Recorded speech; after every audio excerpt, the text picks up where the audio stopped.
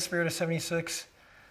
Okay, so this is how that story starts. The first place where we come into this story is at our parents' house.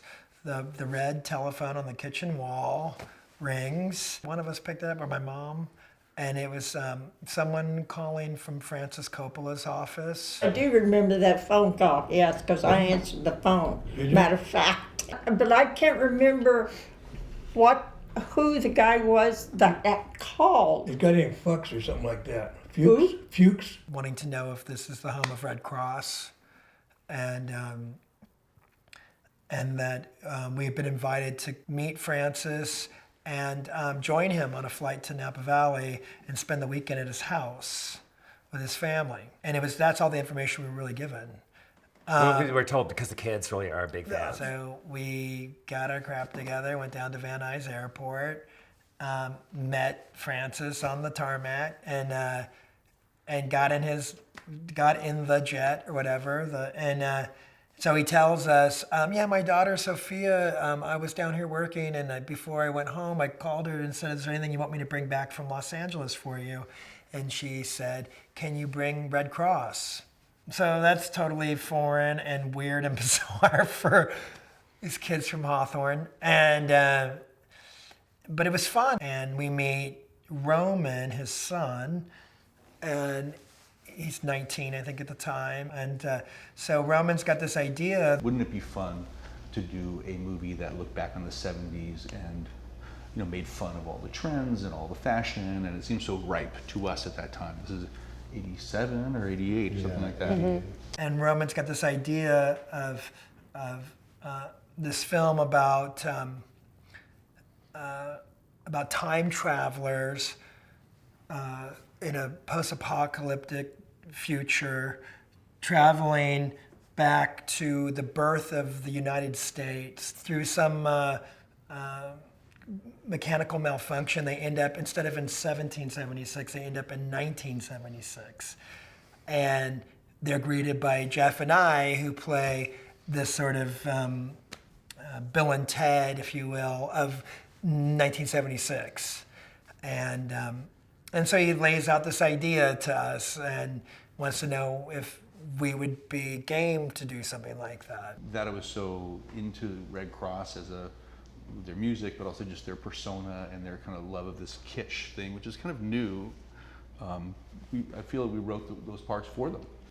So Spirit of 76 should be called Spirit of Redd Kross, because at that point it really was the Redd Kross spirit completely. And it was a vehicle for Redd Kross. They weren't just in the movie, but it was really about them in a way. And I loved them because they were both sincere and insincere at the same time. So they just kind of seemed the right, perfect mood for the film, where we were sort of poking a lot of fun at the 70s things. And then they did a movie, they talked about that, and we're like, yeah, whatever. And then they actually did it. Actually got David Cassidy. It was like, these guys, at that point, I believed in them and thought they could do anything. David Cassidy's cool, but he's no Keith Partridge.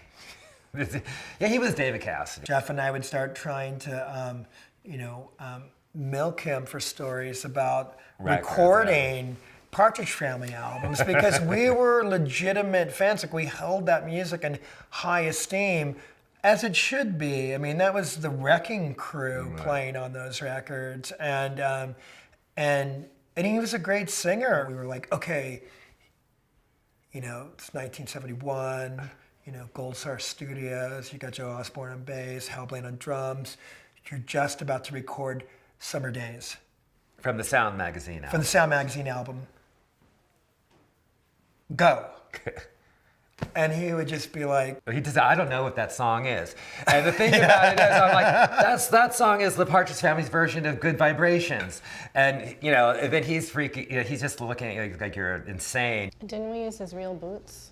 We did. We used his real boots, and Jeff and Steve idolized those boots at the time, I remember, because they were his real boots from his real shoemaker, right? And they had, one Full said regalia. rock and the other said roll, I think. Yeah, in full regalia, and I remember Jeff and Steve just being ecstatic about all that stuff. They wrote an incredible song for the film. But I remember that kind of refrain, feels so good to see you here, that was, Yeah. it was like, we got to Captured, completely captured the feeling. In the middle, we gave Robert Hecker a line, a verse, and to sing as Paul Stanley, because it would be fitting with the song.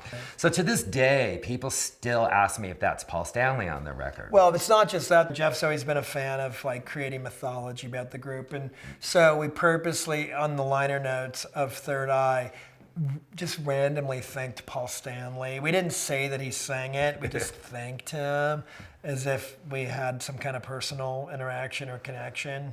It implied as much. Yeah, we also, and that's when we started thinking Barbra Streisand on all of our albums.